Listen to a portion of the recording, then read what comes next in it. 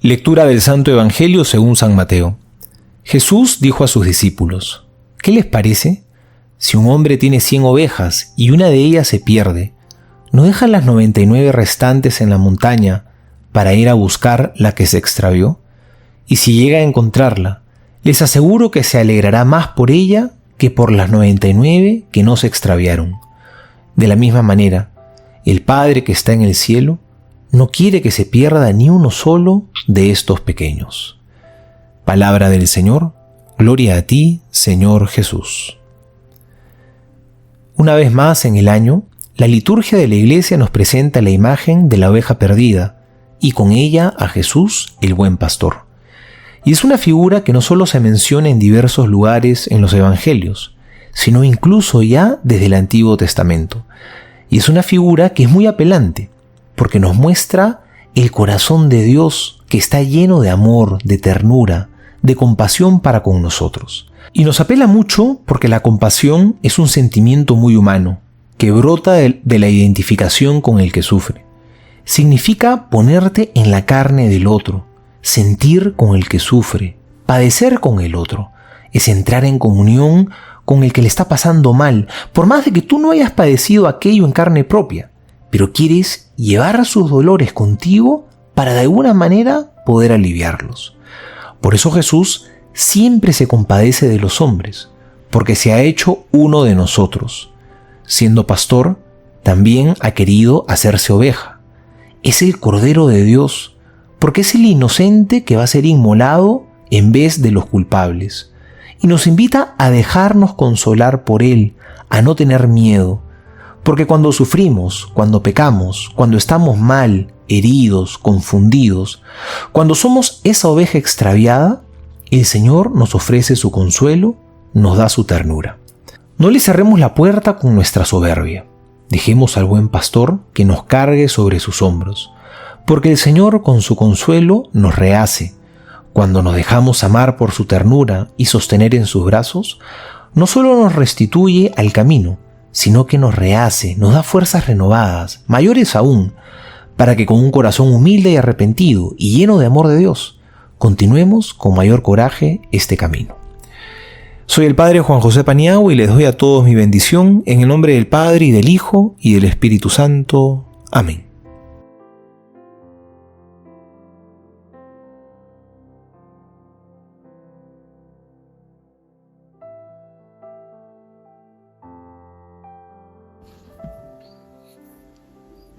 Santoral. La Virgen de Loreto o Nuestra Señora de Loreto es una advocación mariana católica. Su festividad se celebra el 10 de diciembre. En Argentina, España y otros países es la patrona de las fuerzas aéreas y de la aeronáutica. Comentarios, meditaciones desde la tradición de la Iglesia. José Ratzinger, Benedicto XVI.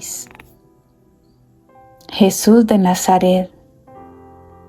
Descenso por amor a la oveja extraviada. Deja las 99 y va en busca de la perdida. La hora de Jesús es la hora del gran paso más allá, de la transformación, y esta metamorfosis del ser produce mediante el agape. Es un agape hasta el extremo, expresión con la cual Juan se refiere en este punto anticipadamente a la última palabra del crucificado. Todo está cumplido. Este fin está totalmente del entregarse, de la metamorfosis de todo el ser. Es precisamente el entregarse a sí mismo hasta la muerte. El que aquí, como también en otras ocasiones en el Evangelio de Juan, Jesús hable de que ha salido del Padre y de su retorno a Él, podría suscitar el recuerdo del antiguo esquema del éxitos y del réditus, de la salida y del retorno, como ha sido elaborado especialmente en la filosofía de Plotino. Sin embargo, el salir y volver del que habla Juan es totalmente diferente de lo que se piensa en el esquema filosófico.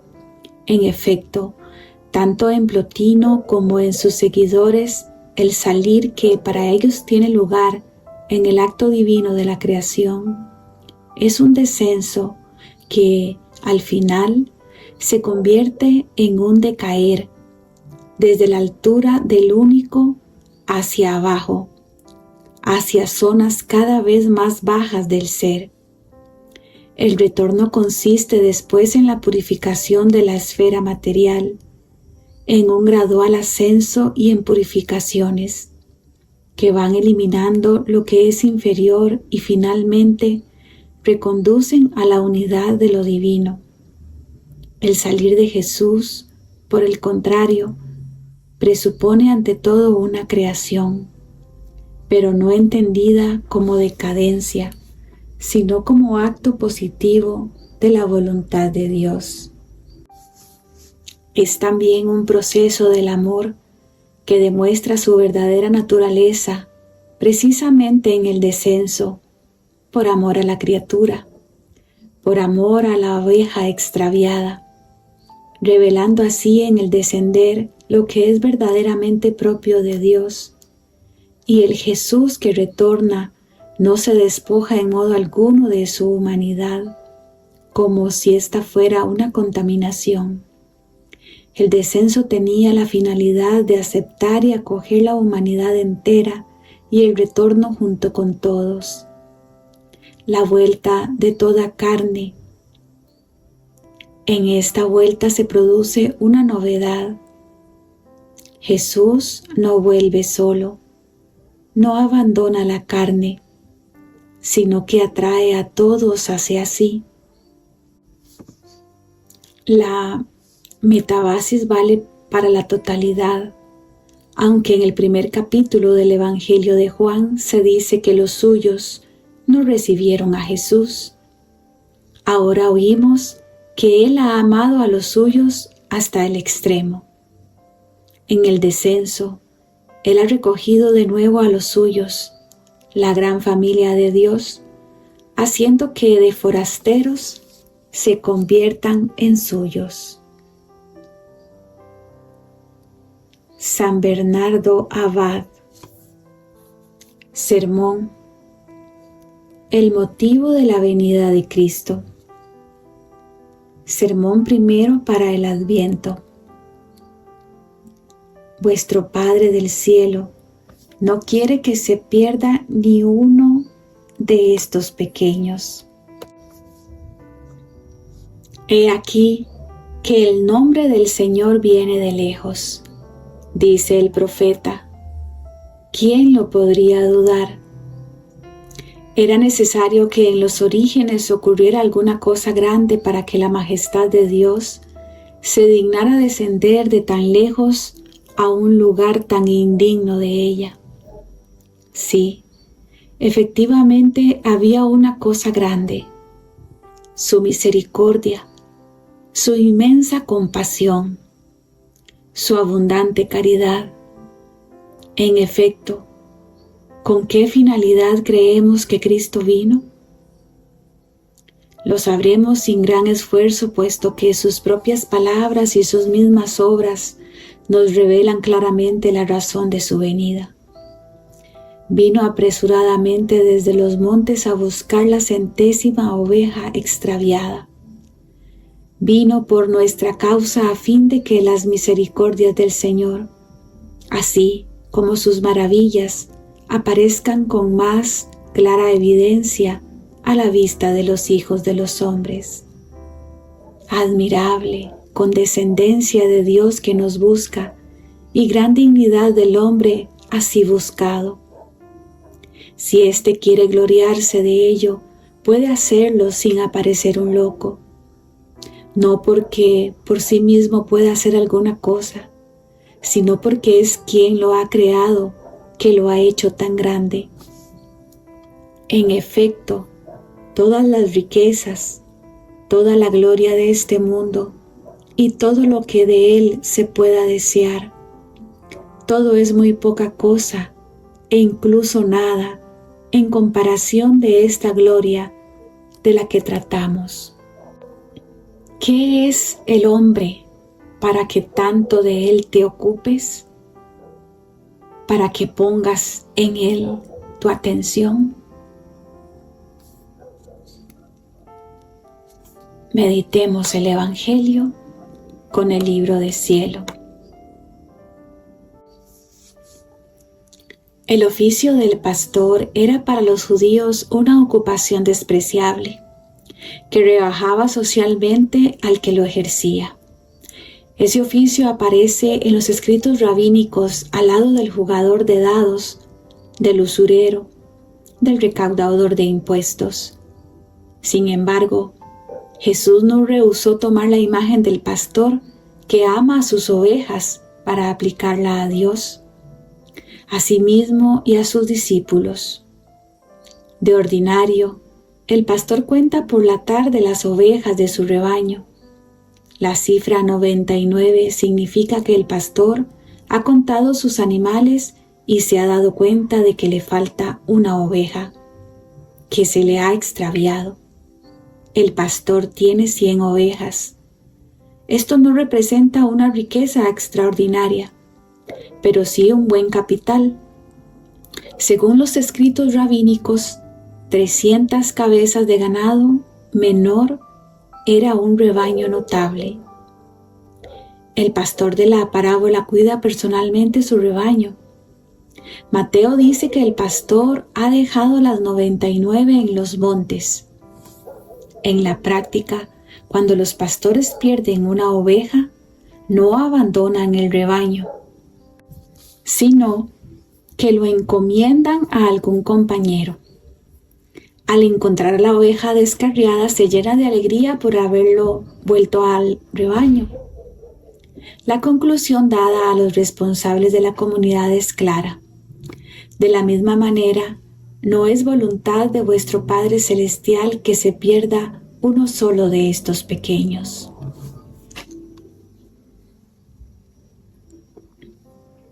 Del libro de Cielo, volumen 24, agosto 30 de 1928.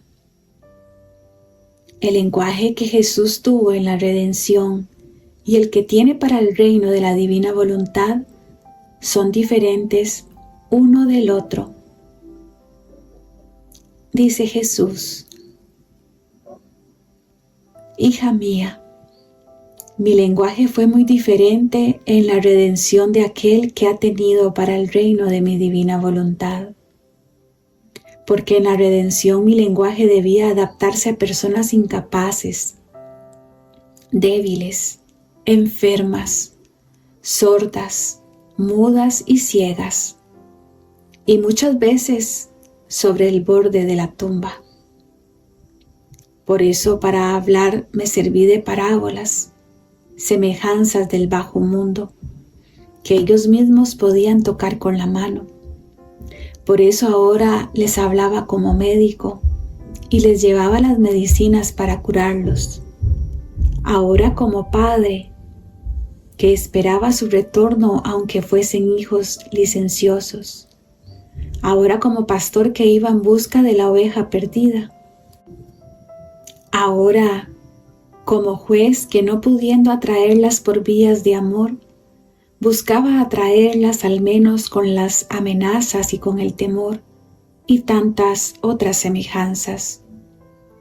Este mi lenguaje dice que aquellos a los cuales yo hablaba no me conocían, no me amaban, mucho menos hacían mi voluntad, más bien estaban lejanos de mí, y que yo con mis parábolas hacía las búsquedas y extendía la red para pescarlos y dar a cada uno el remedio para curarlos.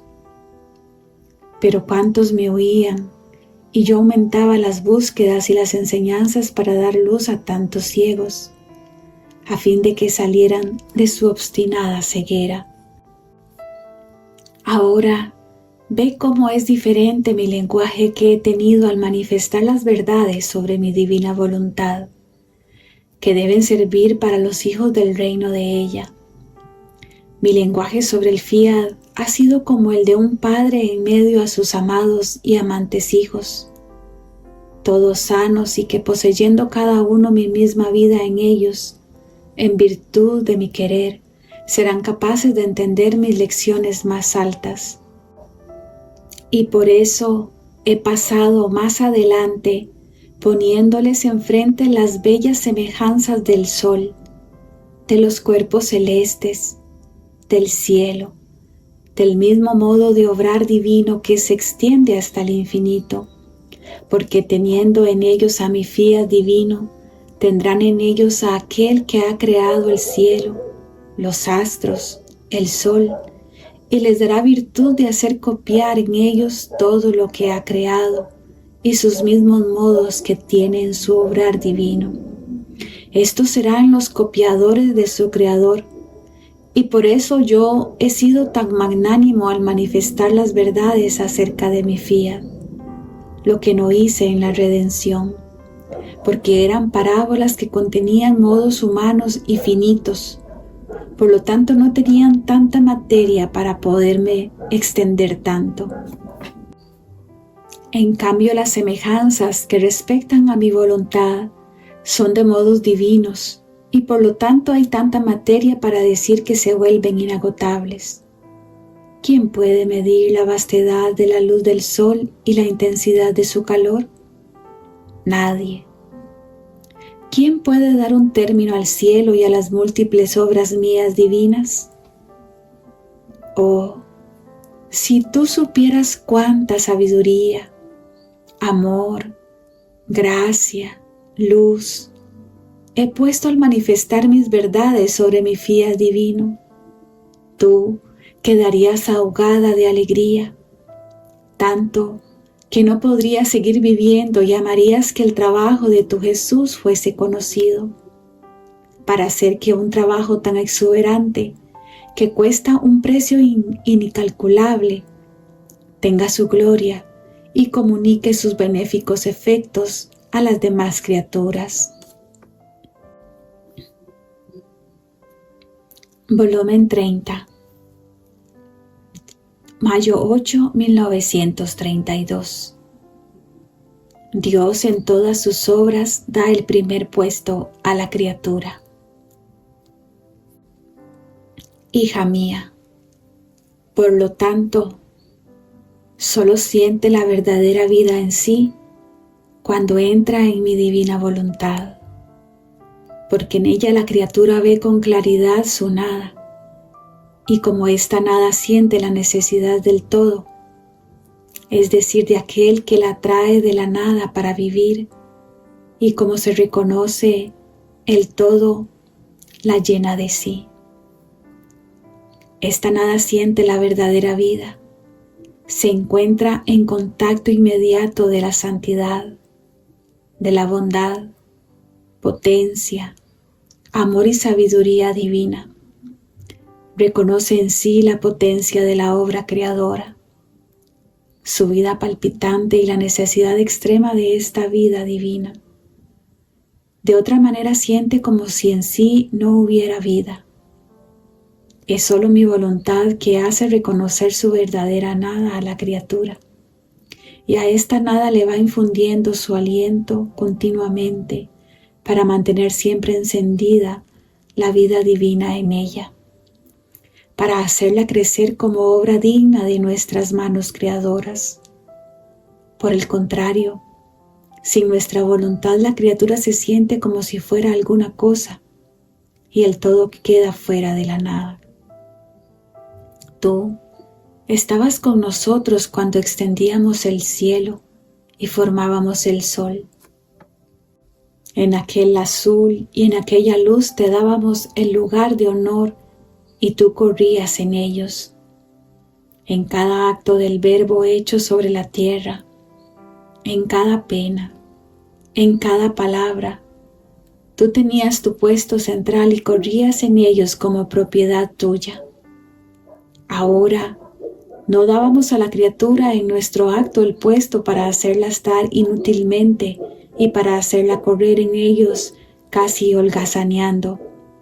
No, no, el ocio no ha hecho santo a ninguno. Lo poníamos en nuestros actos para que dentro de ellos pusieran sus actos. El nuestro debía servir como modelo, como espacio para poder poner dentro, con más seguridad sus actos. También nosotros trabajamos.